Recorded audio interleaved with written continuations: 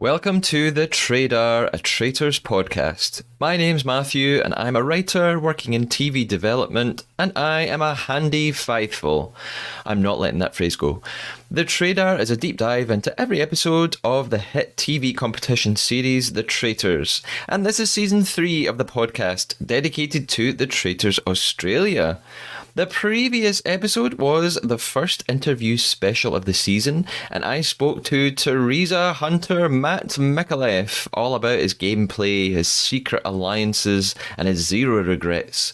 There are now many more of these interviews to come. In fact, there will be at least one interview special in between each of the regular episode deep dives from here on in. Today, we'll be exploring episode 8 of the Traitors Australia, and I'm going to be joined by a brand new guest co-host who brilliantly responded to my call out for more people who are not men. Before we meet her, despite me saying just 2 episodes ago that I'd be putting TT News on the back burner because foolishly I thought there was a bit of a traitor's lull, something fantastic was announced, so let's talk about this in a mini but special TT News segment.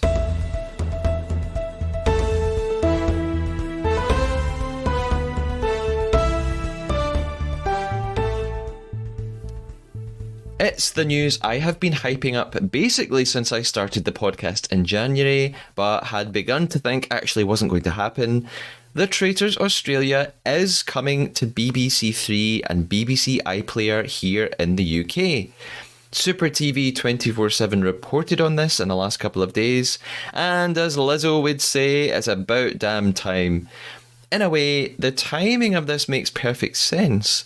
The BBC probably want to keep up Traitors' momentum and meet the demand now that 6 months have passed since the huge hit UK version was first broadcast, and it falls neatly between presumably when Series 2 will arrive. I'm guessing October or November again.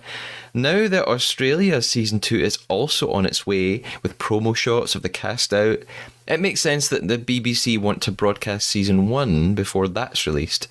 I also think Australia is sort of having a moment here in the UK with drama series, £10 Poms being such a big, possibly unexpected hit, as well as Catherine Tate's new Queen of Oz BBC show, and the ongoing obsession with reality shows like Married at First Sight Australia.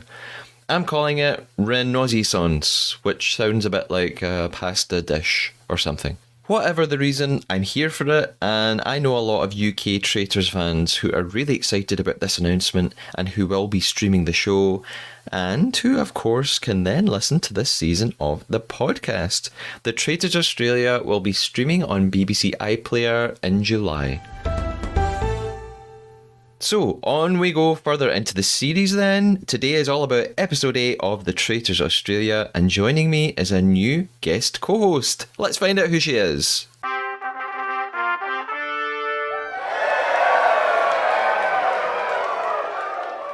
My guest co-host today is new to the podcast, which is very exciting. I am speaking to Kim Dunaway from Nashville, Tennessee, and Kim is the host of the Cutting Edge podcast, where she recaps all the competitions in the figure skating world. She has also hosted podcasts on TV and nutrition, and is a long-time reality show fan. Additionally, Kim is a mom and a Titans fan. Kim, welcome to the Trader. How are you doing today? I'm fantastic. How are you? I'm doing really well. Thank you so much. Now, firstly, I know as much about sports as I do about successful relationships. Who are the Titans? So it's American football. I have to always say that when I'm talking to a podcast that's overseas in the UK, because for them it's soccer, right? So yeah. American football. And the Titans are in the NFL. They're actually going to be in London for, like, the NFL does so many NFL games in London every season. Wow. So they've been there once, and then this coming season they're going to be over there again. So they're the local Nashville team. So yeah, I am. If you see me on Twitter, it's usually tweeting about figure skating, reality TV, or the Titans. Those 3 things. Great. Okay, now I know. American football. Got it.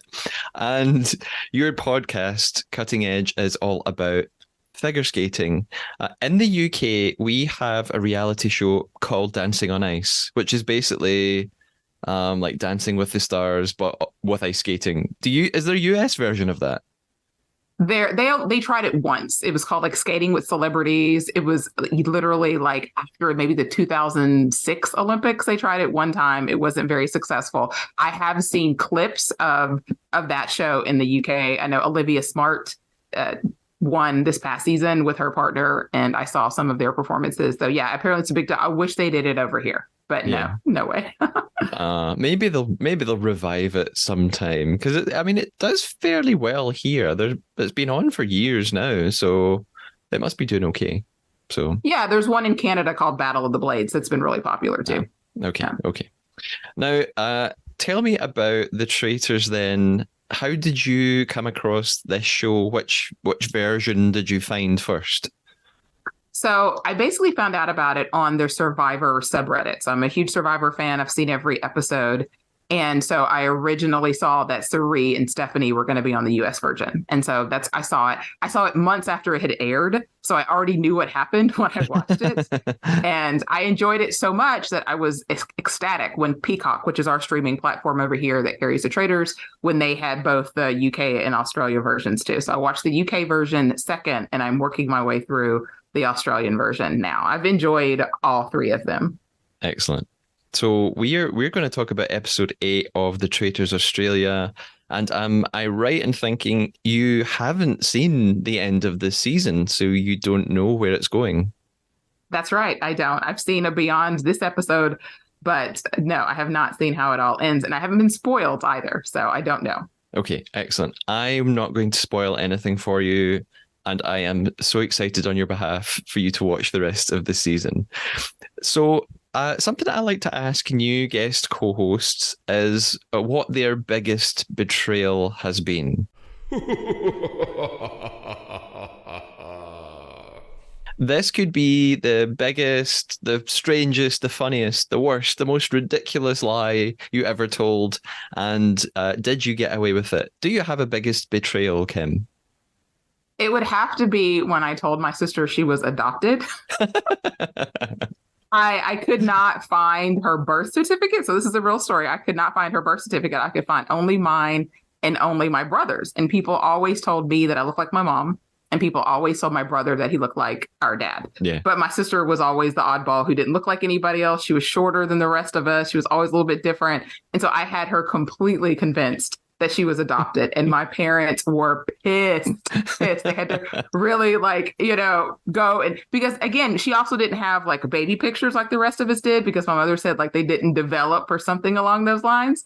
So I mean, I had myself convinced. But anyway, it was not true. And they were really, really upset and pretty much banned me from ever saying it again. How old were you? Oh gosh, I was probably 10 or 11 years old. We're 3 years apart. So Okay. she was probably 8. Okay. I was worried you were going to say like I was 21 or something. No, I think I got that out of my system by my 20s. Okay, that's a good one. Before we dive into episode 8 of the Traitors Australia, then, I'm going to introduce you to our game, the Trader Traitor. Our secret mission for the rest of the episode is to try to betray one another by telling an undetected lie. So you can tell me something about the show, about yourself, or anything else that is a complete fabrication. For example, if I hadn't already asked you, you could have told me that the Titans are a roller derby team, and that would have been your lie. However, your lie can't be a fake opinion, like saying that you feel the Titans are the second best American football team in the world, when actually your true opinion is that they are the best team in the world. So we are looking for fake facts, not fake opinions. Does the game sound okay? I'm going to try my best. Okay, let's go for it. Our game begins now, and we are ready to talk about episode 8 of The Traitors Australia.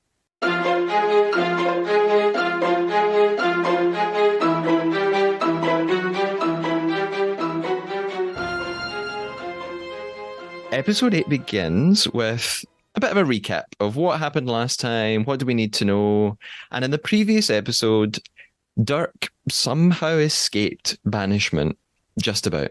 At this moment, Kate seems to be sort of top of the suspect, or she was top of the suspect list, but then she won the shield, so she couldn't be banished. And instead, Matt ended up talking himself into banishment. So at this point, we've got 2 traitors and 8 faithful left. And the episode ended with this cliffhanger. The traitors have been given this opportunity to recruit a new traitor, and they've chosen Alex. So we were left wondering whether or not she would accept. Kim, did you think Alex was a good choice for a potential recruit? Yeah, I mean, they kind of went through the options. I mean, in my mind, you don't want to recruit either Teresa or Kate because they're already going at each other's throats, right? People already suspect them. You know, Dirk, again, people already are suspecting him. So then that kind of leaves less options. So I thought Alex made the most sense. They were also, was it Lewis was the other person that they were also kind of debating against. I feel like I didn't know a whole lot about him, but yeah, I thought Alex was a good choice there. I'm always interested, and I'm curious as to what your opinion is when they recruit traitors this late in the game. Like, what's your opinion on that? My opinion in terms of whether or not it's fair or a good idea, or in what way? Yeah. Do you think it's fair to do you think it's fair to the faithful? I mean, I certainly understand why the producers do it, but do you think it's fair to the faithful to add another person into the mix this late in the game? I think if I was a faithful, I would feel like it was unfair. I would feel like I was being really disadvantaged all the time. And I think the game is definitely unfairly weighted towards traitors, especially when this kind of thing happens. But yeah, I also understand that's the way the game will always go. I think the producers of the show will never want it to reach the end and all the traitors are gone. It's not ever going to be entertaining if they find all the traitors by episode 6, and then we have to watch the rest of the season and it's just all it just wouldn't work. There would be nowhere for the show to go. So yeah, I understand they have to keep a pool of traitors, so there always has to be someone who's a traitor there. But yeah, as a faithful, I would probably be annoyed that we were voting them out and then they were just replenishing themselves. What do you think about it? Well, I guess I was a little surprised in this particular version of Traitors that they didn't recruit somebody immediately, because I feel like, in other versions, maybe it was more immediate, not to spoil or giving anything away if they haven't watched those other seasons. But I feel like there was at least a murder in between them giving me the offer to recruit somebody. So I thought that was kind of interesting. It also wasn't clear to me if they had the option to recruit or not. It kind of seemed like they were definitely recruiting somebody, where again, I feel like in the other editions that they were given the option of whether or not they wanted to or not. So I thought it was interesting, the timing of it, because it seems a little bit later in the game. I mean, I don't hate it because I love the drama, right? You love the drama of adding that in. But I do, like you, it feels like it's always kind of disadvantage for the faithful, and then they're just going to add more pool because in this particular one, they started with 4 traitors, right? And in the other 2, they just started with 3. So yeah, and I think you're right. I don't think Nigel and Marielle had much of a choice. I think they were told you have to recruit someone. Their only choice was who they chose. right. So they picked Alex, and we begin the episode not knowing whether or not she has accepted. So we start off at breakfast, and Dirk and Kate are the first 2 to arrive, which is probably very deliberate because they are kind of the top 2 suspects right now amongst everybody. And Kate says to Dirk, not many people have talked their way out of an entire room voting for them, which he did and did really well. And at this point, we get Dirk's sort of VT, like his backstory. We find out a little bit more about him outside of the competition. So we see that he's a hotel concierge, which he had sort of mentioned this at 1 or 2 points, but also he has this whole other element to his life. He's like a sort of Australian Jinx Monsoon cabaret and vaudeville host with his alter ego. I guess it makes sense because Dirk's quite funny. and very comedic. So it kind of makes sense. Oh, he's a performer. He's used to making jokes in front of audiences. So now we know a little bit more about Dirk. Interesting. And then Alex is arriving at that moment. So Alex is coming down the stairs on her way to breakfast. And we hear her voiceover, which is quite ambiguous. She's talking about, how she felt receiving that letter last night, how weighing up the decision was really hard. And then we have a flashback. We cut back to Traitors Tower the night before. Nigel and Marielle are waiting with their hoods up and their masks on, and a new traitor arrives. So it becomes really obvious. Alex has obviously accepted. And I love the reveal moment when, they take off the masks and the hood. Alex looks totally shocked to see Nigel and Marielle. And they welcome her in. Did you think Alex was probably going to accept at the end of the last episode?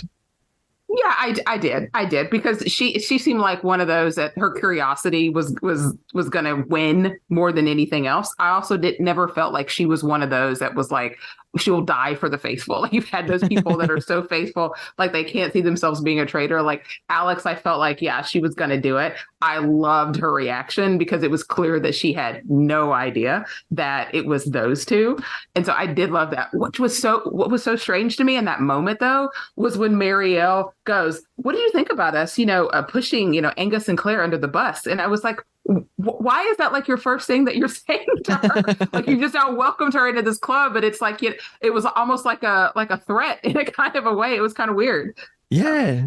I noted the exact same thing, that Marielle immediately starts bragging and says, "Did you like her little takeover of Traitors Tower?" Yeah, I also thought, don't say that straight away. Like, that's like a really bad first impression to make. And Alex even says, "Please don't do that to me." Right. Yeah. And I would be thinking the same thing. And Alex is, are they telling me that because they're about to throw me under the bus now? Because really, that's what that was one of the reasons he wanted to recruit somebody else, or recruit her in particular. He wanted cannon fodder, as he said, just somebody else to sort of push in front of the bus to keep the heat away from them. So yeah, definitely. It is such a great reaction, that moment, and I'm going to be interviewing Alex next week, so that's something I'm going to ask her about. At that moment, who did she think the traitors were? I wonder if she had any suspicion about those two. But I'll find out. So they reaffirm to Alex what Alex said herself last night. They basically say, look, being a traitor is great. They say it halves your chances of going home. You don't need to worry about being murdered at night. And Alex had kind of realised that herself. So then we cut back to the present. Alex arrives at breakfast, and now we're seeing her in a different light. We realise right from this moment on, Alex is going to have to act. She's going to have to pretend and fake everything. After Alex, Nigel arrives, and he admits in his voiceover what you've just said, Kim. He basically says, "Yeah, we recruited Alex so that we can shove her under the bus when needed." Everyone starts to arrive one by one. And you've seen the UK and the US versions, so this is one of those things that's slightly different here. And the UK and US version, they tend to arrive in pairs or threes, but Australia, it's very much one at a time that they come into the breakfast room. So the faithful don't know that there was no murder last night. They don't know that there's been this recruitment yet. And the final two that we're waiting for are Marielle and Teresa. So everyone assumes, right, one of them has been murdered last night. Fee is freaking out. I love Fee. Kim, how do you feel about Fee? She is so emotional. She's just in tears and crying. And she's like one of these characters that I'm actually kind of surprised they haven't murdered yet, because she's one of those that she just comes across as so 100% faithful that I don't see that there's any value in keeping her in the game. And so she's one of those that I'm always like, why haven't they gotten rid of her yet?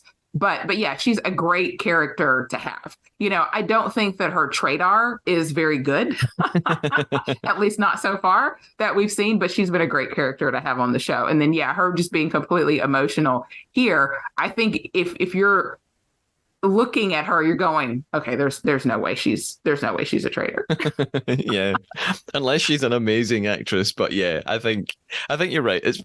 She's somebody who it's pretty clear that she's faithful as much as you can trust anything. So and she's really close to Teresa. So I think she's close to Marielle as well, but she's so close to Teresa. She's freaking out that Teresa might not arrive. And of course, Marielle is the one who walks in first. They think that Marielle's the last person to arrive, so they are shocked. Fee's devastated. There's this really somber mood because they think Teresa's gone. It's it's really clever of the producers, I think, to do that because they know that Fee and Teresa are besties, so they're playing around with them here.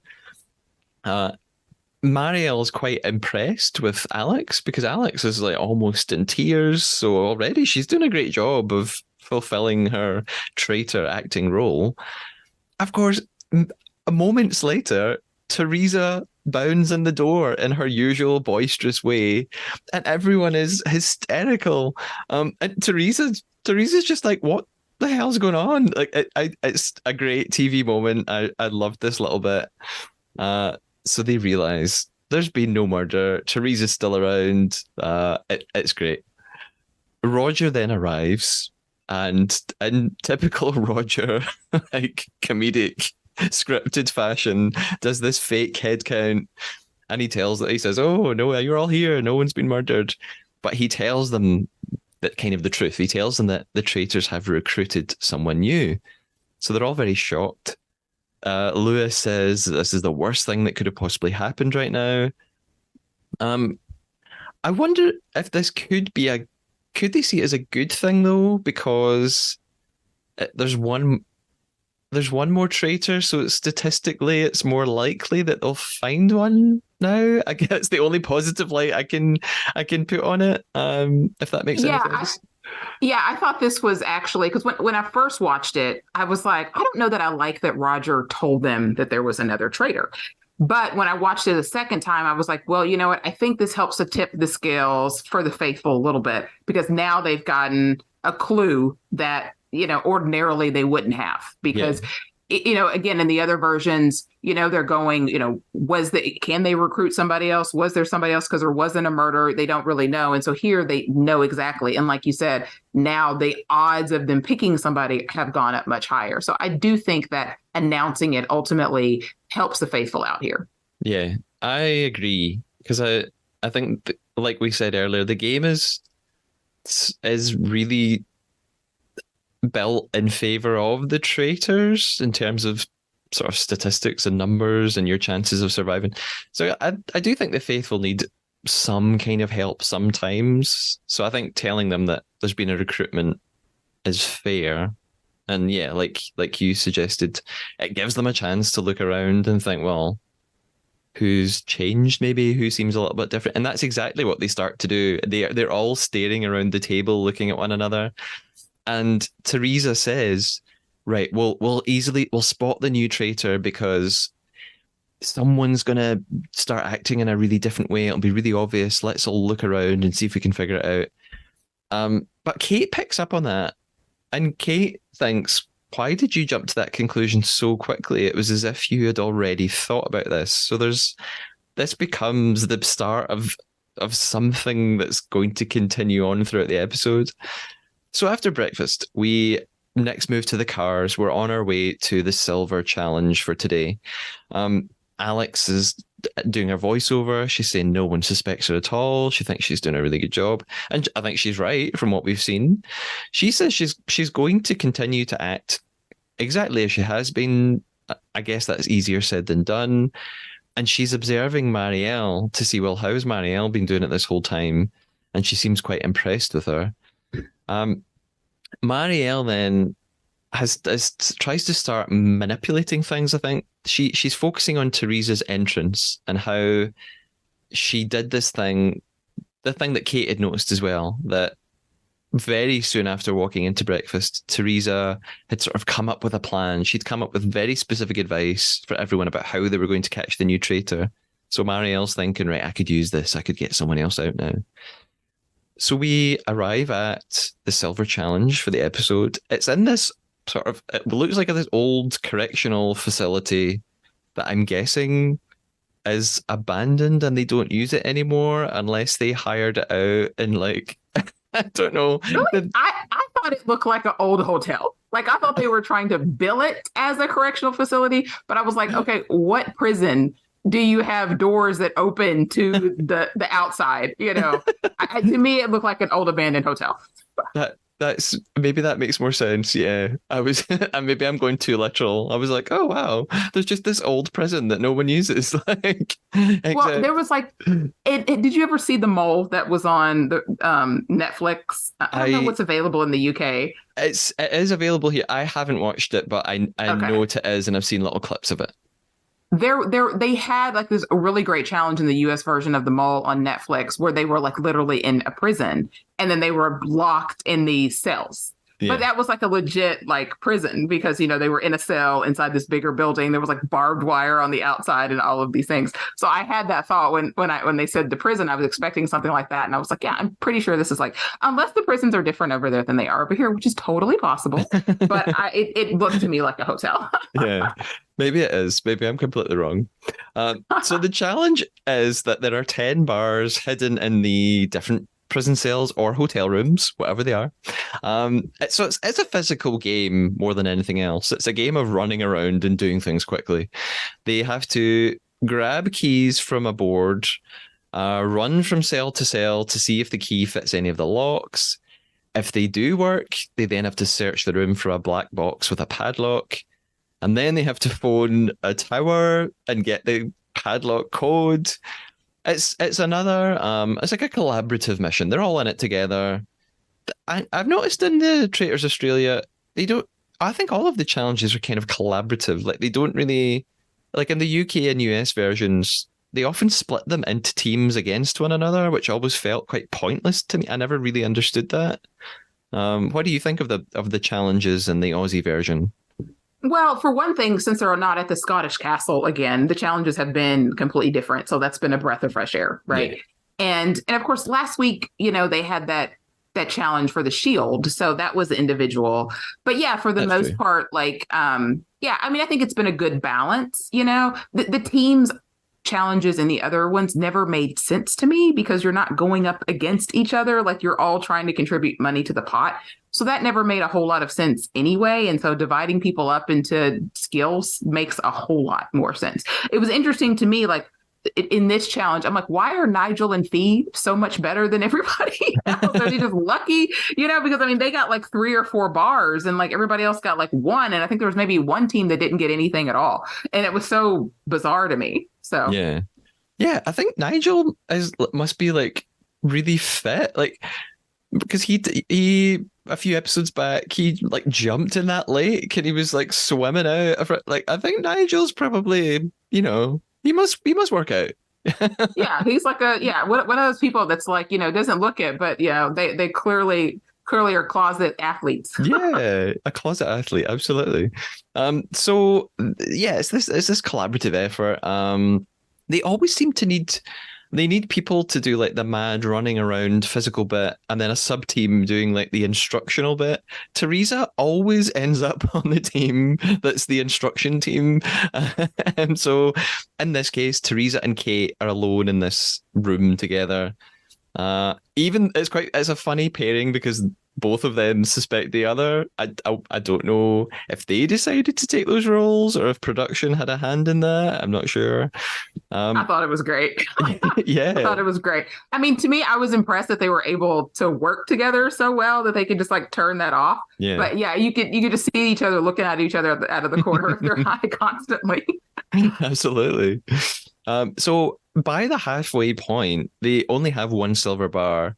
But then I guess their progress will speed up because they'll eliminate rooms as they go. So that's probably just the nature of how this task would work. And it all ends in another nick of time moment at the end of the mission. Marielle places like this last bar in front of Roger just as he counts down to zero. Um, I I I, I think I don't know how much I believe this. I think he saw There's her running no towards way. him. Yeah. And he was like, "Oh, count down now." Just to make it seem Yeah, more tense. because I think they literally showed like 23 seconds left on the clock when they like entered the room. And I was like, there's absolutely no way that could, all that could happen in 23 seconds. So I think there was a little bit of fudge. Either they gave them more time or they fudged the amount that they told us that they had left. Yeah, I think so. So at the end of whether it's real time or not, they won $12,000. So in total, they now have $170,000. That's 110,000 US dollars and 90,000 British pounds. I did a little online search for that one.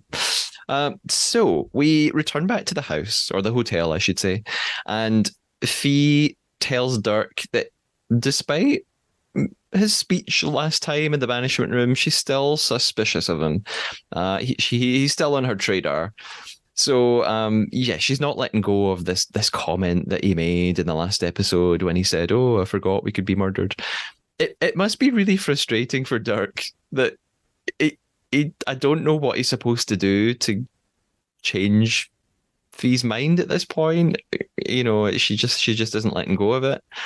Yeah, I think if I'm in Dirk's position, I would rather know where she stood, because at least then I feel like I can do something about it versus her not keeping it to herself. I'm sure it's extremely frustrating because when he came in to that last table as sort of the target and you're able to escape it, and in his mind, he probably thinks, okay, I'm good now. But then it's like, well, and I'm right back to where I was before the last table. Yeah. I think this has nothing to do with the show. What are they playing? Like they're throwing some kind of ball. Like at first I was like, oh, they're playing croquet. Like I've played croquet before, but then I was like, oh no, they don't have. They're just throwing a ball. Like it was some kind of like in the US we have like cornhole or like horseshoe. But I was like, what are they doing? Do you have any idea? I have no idea. I've completely forgotten what they were doing. Maybe they just invented it. Maybe they didn't know how to play any of the real games, so they just invented their own game. I just looked at that and I was like, this must be like some kind of Australian game or something. I was like, I'm going to ask Matthew and see if he knows what it is, but you didn't know either. So, No. Okay, maybe it's just like a stress reliever, Yeah. It's obviously a very stressful situation. Yeah, right? I can believe that. Sure. Yeah, more so for Dirk. Yeah. Yeah, definitely. So there's a miracle of the season at this moment, by the way, because Paul, one line of Paul speaking makes the cut. So we actually get to see Paul speak for once. And it's just a clip of him saying that Dirk is at the top of his list. And so Paul's had his moment for the episode, which is nice. It's more than he usually gets. Paul and Craig are two people I feel like I know nothing about.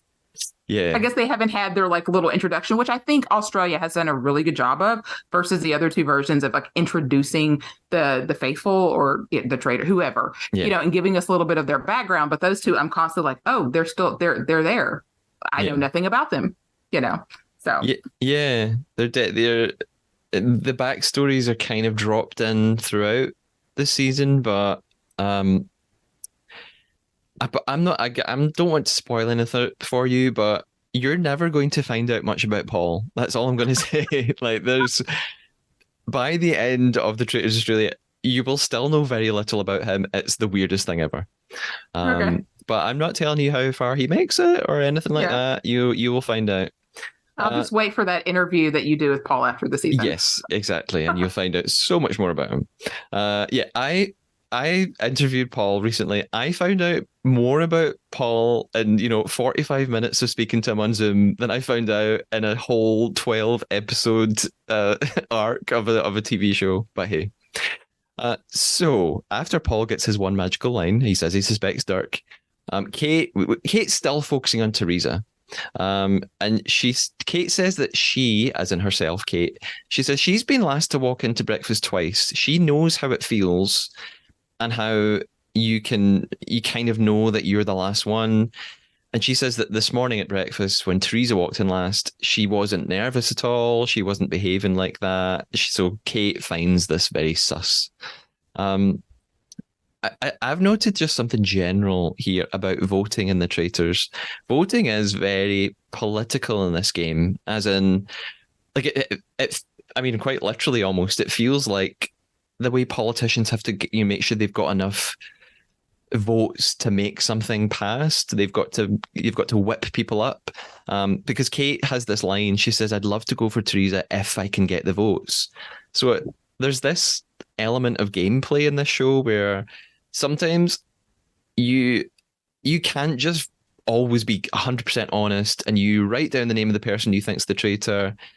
A lot of it is really based on numbers and, well, how many other people are going to vote for this person? Is it worth spending your vote on that person? So there's lots of this kind of like arithmetic going on and figuring out Yeah, who's a voting lot your of way. strategy, and Yeah, that really I find develops later in the game because in the first part of the game it is a lot more random. You have a lot of people that are getting different votes, but you do like as the game goes on, there's a lot more collusion. There's almost like, dare I say, like an alliance, yeah, that you start to have develop between certain people, and I think it's smart, on behalf of the faithful, but it's only smart if you're sure that people are not traitors, which you're never completely sure. So yeah, you don't know if who you're working with is really working for you or against you. yeah. And you mentioned that you watch Survivor. So we don't really have Survivor in the UK. They are about to bring it back, and it's sort of coming back to British TV. They tried it years ago, and I think it lasted 2 seasons and just faded away. But they're bringing it back. US Survivor, from what I know, is this kind of like the way Survivor works? Is it sort of very, very strategic and there's like a voting element there as well? Yeah, you're split up into tribes, so you don't have just like one huge tribe. But as those tribes get rid of people, then eventually everybody votes together. You all come together as one tribe. And Okay. yes, you do vote people out.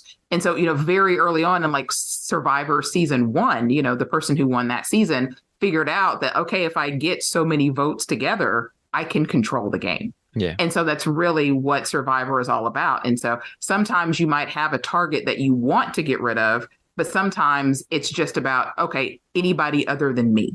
Yeah. Right. And so, and even in the Traitors, kind of what you're seeing, somebody like Fee and somebody like Dirk are in such very different situations because Dirk is in survival mode. He's just got to find somebody other than himself that he can put the heat on and he can get voted out. Someone like Fee, nobody's coming after her. So her strategy is more so to really find a traitor. Whereas Dirk, sure, he wants to fight a traitor, but more than anything, he wants to be there the next day. And so their strategies are going to be different. And I think that places Fee in a better situation to more manipulate what she wants going forward in a vote like this versus someone like Dirk who's on the defensive. Yeah. Yeah. And I guess that it's difficult because the Australian version was filmed last year. And there had been like a Dutch version of the show. That's where it came from. They hadn't seen a UK version or a US version, so they were going into this game really not knowing what it was or having any experience. I think anyone playing the game now, well, if they've watched a version of the show on TV already, it must be easy. You have a bit of an advantage, but these contestants had nothing to base it on, and I guess that's why Sari in the US version probably did so well because she had been in Survivor, and like you said, she was probably really good at strategizing and figuring out how to vote in a clever way. So, um, Yeah, I think it definitely, which is why the US version was so weird because it was like half celebrities and half not. And so I think if you've been on any reality show, of course a show like Survivor, Big Brother, which I don't watch, but where you're voting people off, I do think it gives you a little bit more of advantage and a little bit more understanding.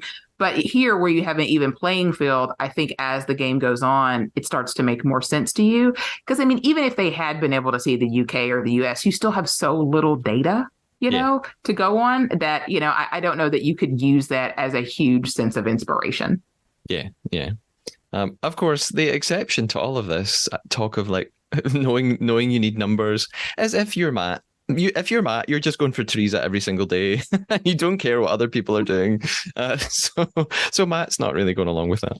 Um, uh, Marielle and Nigel suggest to one group of people that they are going to go for Kate, and then they suggest to another group of people that they're going to go for Teresa. So they're trying to manipulate people and they're trying to figure out what everybody's thinking. Marielle notes and I think in our interview, she says Alex's name still hasn't come up from anyone. So Alex is already doing, I mean, she'd been doing well anyway, I suppose, because no one ever suspected her. But as a traitor for her first episode, she's still doing really well. Alex is talking to Dirk at one moment too, and tells us that she had thought he was a traitor before she was one. So it'll be fairly believable for her to now go ahead and vote for him because it aligns with what she does. You know, when she was a faithful, she voted for him. So she thinks, well, I could just keep doing that and it won't look weird because I already voted for him once before. So going for Dirk's probably a good idea for her. And again, Alex is watching Marielle and Nigel.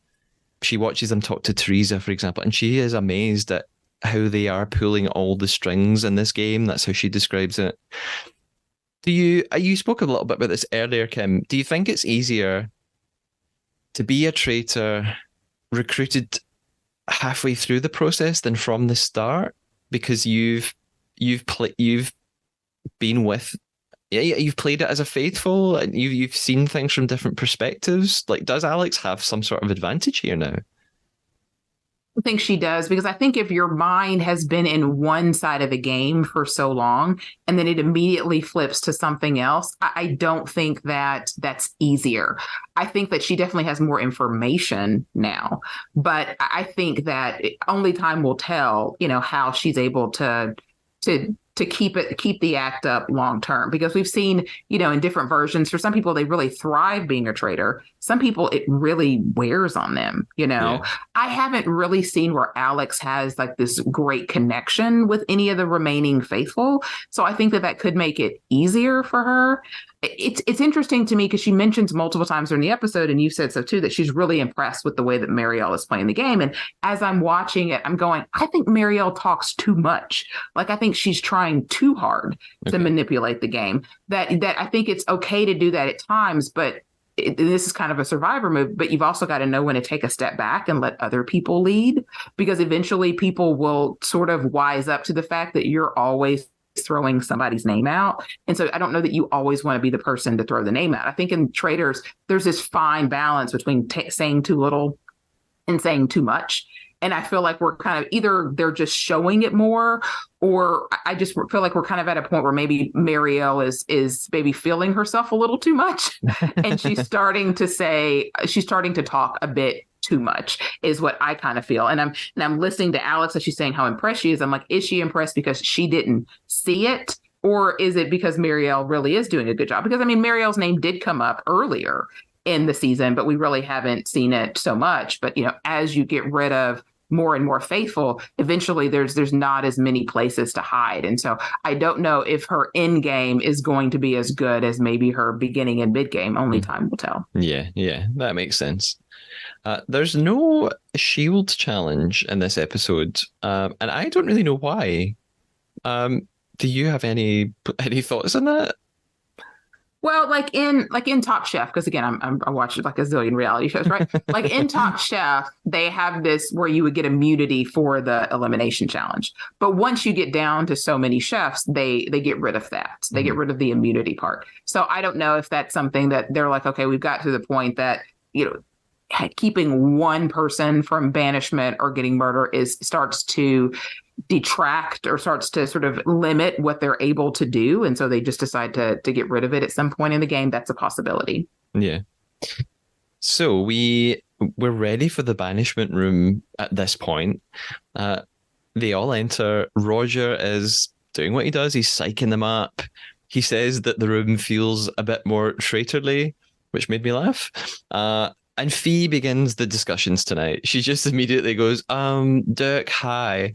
And she starts going on about the comment that he made, this flippant comment when he says he forgot about murder. So Fee says to him, only someone who murders people can forget about being murdered. And I think Dirk is losing his patience a little bit now. Fee also points out something else that he said last time. She says that he said, if you vote me out, you'll be ruining your winning streak, as opposed to saying our winning streak. And as viewers, like we know that she's kind of on the wrong track here. But I can see her thinking, like she's trying to pick up on little mistakes in language that could be quite psychologically revealing. So I think that's fair enough that she picks up on that. Like maybe that was quite astute, even though we know she's wrong. Because Yeah, I made that note too. I thought, wow, that was a really good catch. I mean, she's wrong, but yeah, yeah, like you said, she's on the right track yeah, in her because thinking. they have nothing else. They have no actual evidence to go on. So I guess you've got to pick up what you can pick up. Um, and Lewis now piles on Dirk as well at this point. He says that Dirk wasn't one of the active people to go out and get Angus and Claire, who've been banished already. He says that Dirk was more enthusiastic about getting out Matt, but Matt ended up being a faithful. So maybe this all looks Dirk, not look like he's really been trying to get traitors. And Dirk just sort of says he doesn't know what he's supposed to do now to convince people. He's getting frustrated, kind of maybe giving up a little bit, which would be understandable. So Teresa asks him, well, who are you going to vote for tonight then? And he says he's going to vote for Kate, probably.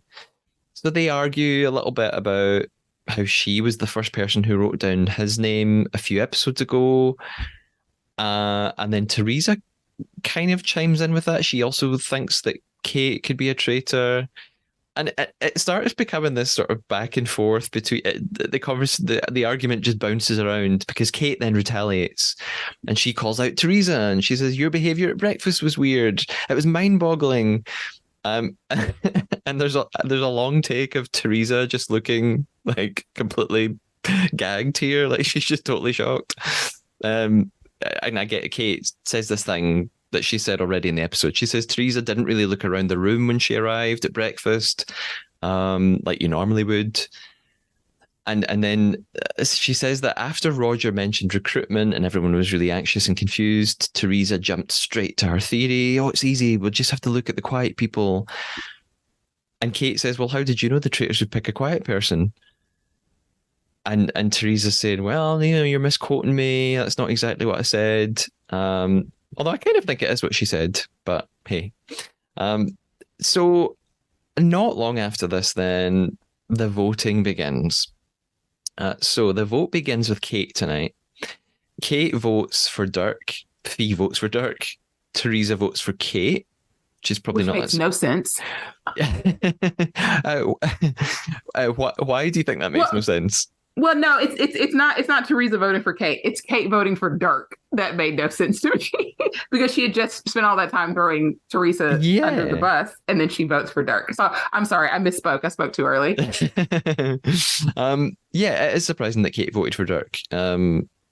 It makes me wonder how edited was this? Like, was there a whole 10 minutes of Kate also talking about Dirk that we didn't see, and they just chose to show us the bit about Teresa? I'm not sure. So Lewis then votes for Dirk too. He says that he thinks Dirk is showing a defeatist attitude. I don't know why that makes him a traitor, but Dirk votes for Kate. Nigel and Craig vote for Dirk. And at this point, we know if Dirk receives one more vote, he will be banished. He looks really upset. I find it quite tough to watch, actually, to see Dirk struggling like this, because we know he's a faithful and he's probably about to be banished. The next vote comes in. It's Marielle. Of course, she votes for Dirk too, as do Paul and Alex. So it's almost a clean sweep for Dirk. I love Dirk's reveal speech. I think it's great. He totally fakes them out.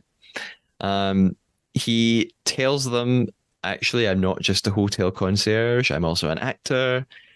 So they're all looking really pleased and thrilled because they think, oh, he's an actor. He's about to tell us he's a traitor. We got him. And then he tells them that no, he's a faithful. So there's a shot of like a few people just looking totally shocked. He does a very dramatic, flamboyant bow. Kate's jaw is literally hanging open because this isn't the first banishment where she has written his name down. She's done it before. And as Dirk walks off, we hear Teresa just saying, one hell of a game. And she's absolutely right. They've been totally dumbfounded again. Did you like Dirk's goodbye speech? I loved his exit. I thought it was great. I love the fake outs. Like I love when the faithful leave or even the traitors leave and they give some kind of little anecdote before they go. I just think it's just again, it's just more fun, it's more entertaining. And so I thought it was great because it's like they get their hopes up and then it's like, oh no, we were wrong again. Yeah, yeah, Yeah. it's fun playing around. You've got it's your last moment. You've got a little bit of space to do what you want. So why not play around with everyone? That is very entertaining. So after banishment room, then we see some discussions around the house. They are basically baffled by Dirk. They just don't know what to think now. Fee says we don't even know how many traitors there are. The fact we can't even get one is quite scary. They all seem just sort of progressively scared of going to bed at night because obviously the numbers are getting smaller, so your chances of being murdered get higher. So it ends on quite a tense moment, I guess, as they all head off to bed for the night. And for the last section of the episode, we're back to Traitor's Tower. Alex asks the others, how have you been doing this for so long? And she's a little bit worried about her performance. Nigel suggests they do this pinky promise. He says he wants to go all the way to the end with Marielle and Alex. So we're going to do a pinky promise. Do you think Nigel really means this? I do because I don't think Nigel wanted to get rid of I don't think Nigel necessarily was on board with voting for other traitors. You know, I think he felt like his hands were tied, you know, with Angus. I thought it was interesting that Marielle kept him in with the Claire vote, which it was smart, you know, because then you're looking at her. But I feel like you're always kind of uneasy as a traitor when you've gotten rid of other traitors because you know that can happen to you. So I think he wants to, because I don't know if this is more so him showing them some loyalty or if he wants to see some kind of loyalty for them. I don't know what the goal is here. On one hand, they've got to feel like they're in a really good position because, you know, there are 3 names thrown around the table. None of them were theirs, right? And so, yeah, I think it's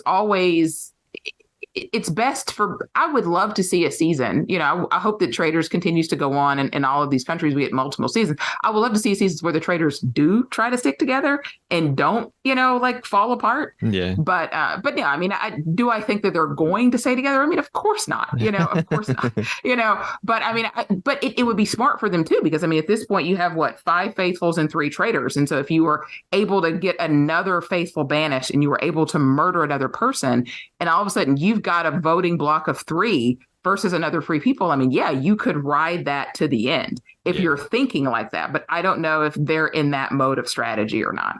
I think they mention it here in this conversation. But, you know, obviously, as we'll see, you know, soon, whether or not they stick to that or not. Yeah, yeah.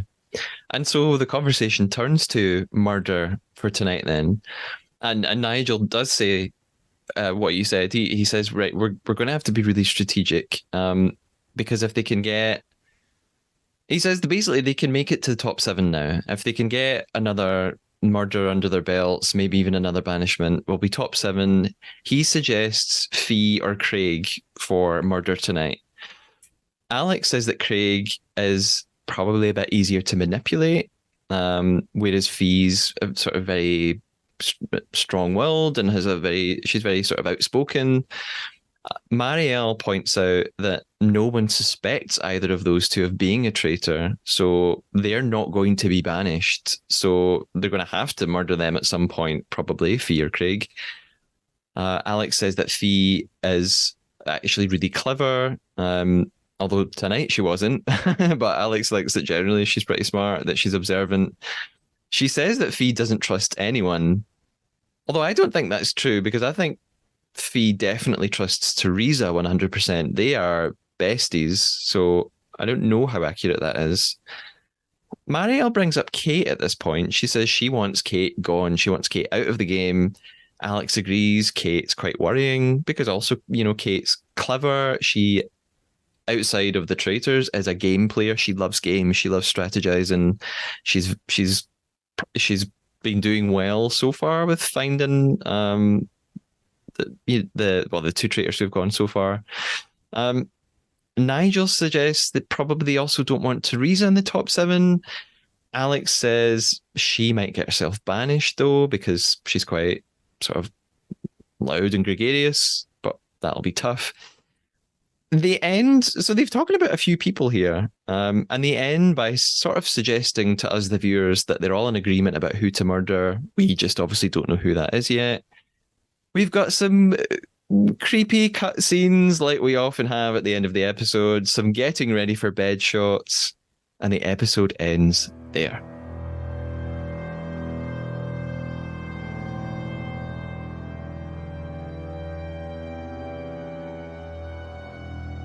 Kim, overall thoughts.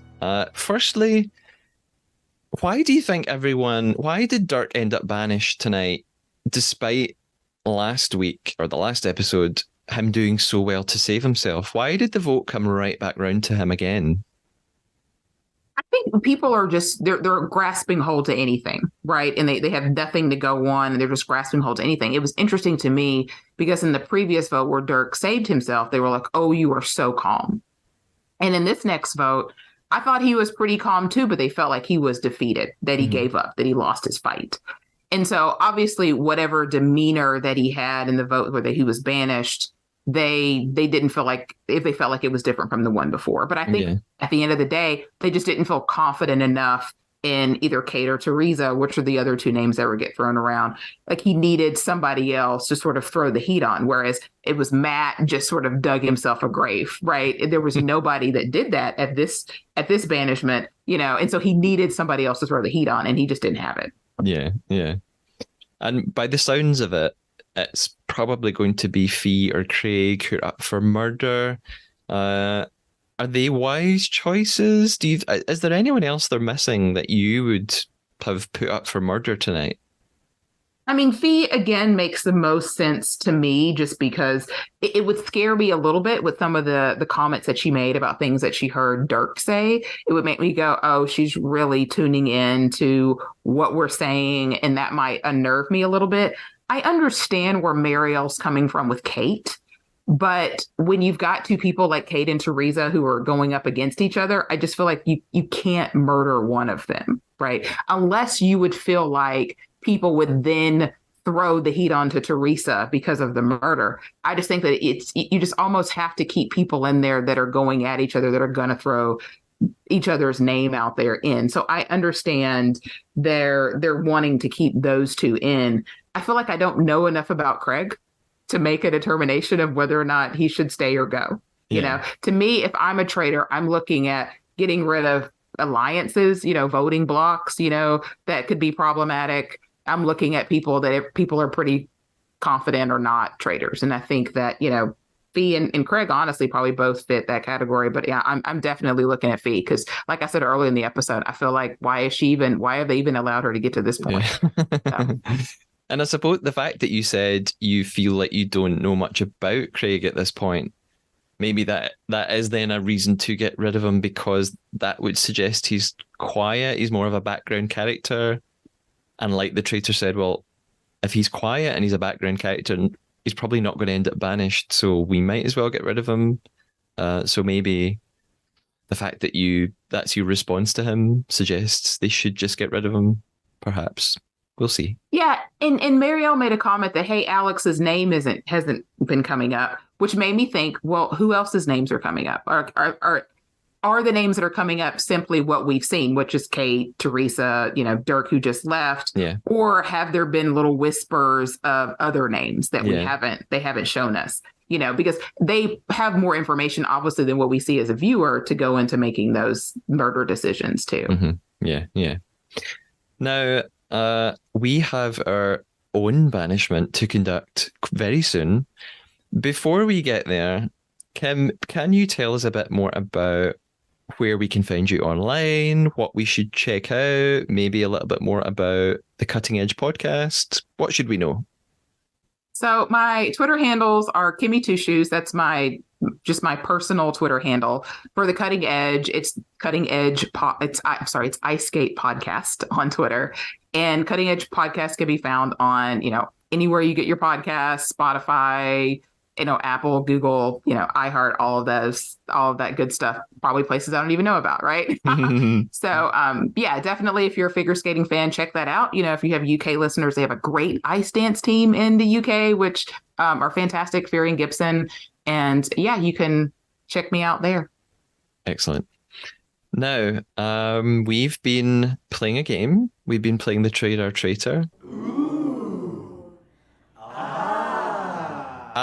Do you have any? First of all, did you lie to me?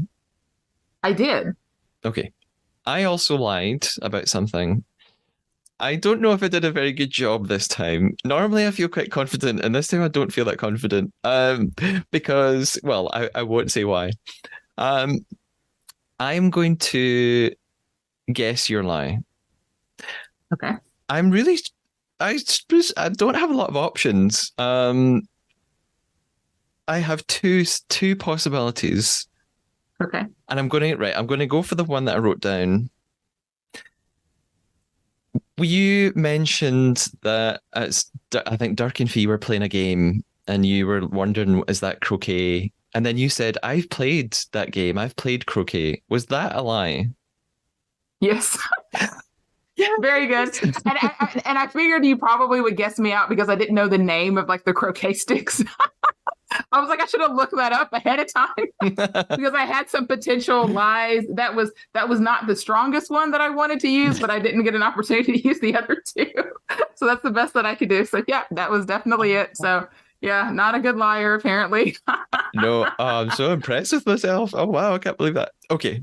Any idea what I lied about? I only have like two options. They're both the same thing, and they're both probably wrong. You said you interviewed Alex last week, and you said you interviewed Paul. So I'm gonna go with you didn't interview Paul and learn a lot of things about Paul. That is not a lie. That is totally true. Oh well. Sorry. Yes, I did. I have spoken to Paul. Okay. My lie. I'm quite impressed I got away with this actually. So my lie was about the show, and as we were talking for the past hour or so, I thought, oh, Kim knows a lot about this show. Like you were so detailed, and I thought she is. I've planned to lie about something in the show, and you are going to catch me out as soon as I say it. But maybe I guess you didn't. Right towards the end, Nigel. I kept saying, oh, Nigel was talking to Alex and Marielle about making it to top 7. But actually, it's not the top 7; it's the top 6. And he kept talking about top 6. So and I had mentioned the 6, in that whole strategy thing, and you said top 7, and I thought maybe he can't count, but but I didn't think that was a lie. I thought that was just like a slip up. Oh well. So I mean, you didn't call me out on it, but you obviously did notice that something wasn't quite right. So that's like I think that kind of counts. You noticed that something was up. No, well, no, no. You definitely got me there. You're a better liar than I am. Yeah, that's quite worried. I'm getting quite good at lying now. I should be worried about myself. Maybe this isn't a good trait to have. Kim, thank you so much for joining me on this episode of The Trader. It was excellent to talk to you. You knew so much about it. That made for such an easy conversation. Hope you've had a nice time. Oh, I did. Thank you so much. Excellent. I will put the links to your social media and the podcast in the notes for the episode, and I will talk to you soon. Take care. Bye-bye. Bye. Hello, faithful Trader listeners. I hope you enjoyed my chat with Kim. I had a great time talking to her about episode 8. And, pretty excitingly, the next interview special episode features newly banished player Dirk Strachan, and that is available to listen to right now. Dirk and I spoke for a long time, and he was absolutely unafraid to spill all the behind-the-scenes secrets about filming. I was so excited about everything he told me, and I know you will be too, so go ahead and listen right after this episode. As always, you can get in touch with me on Instagram at the Traidar Podcast, or on Twitter at the Traidar Pod, or via email at thetraidarpodcast@gmail.com. You'll hear from me again very soon. Until then, stay faithful.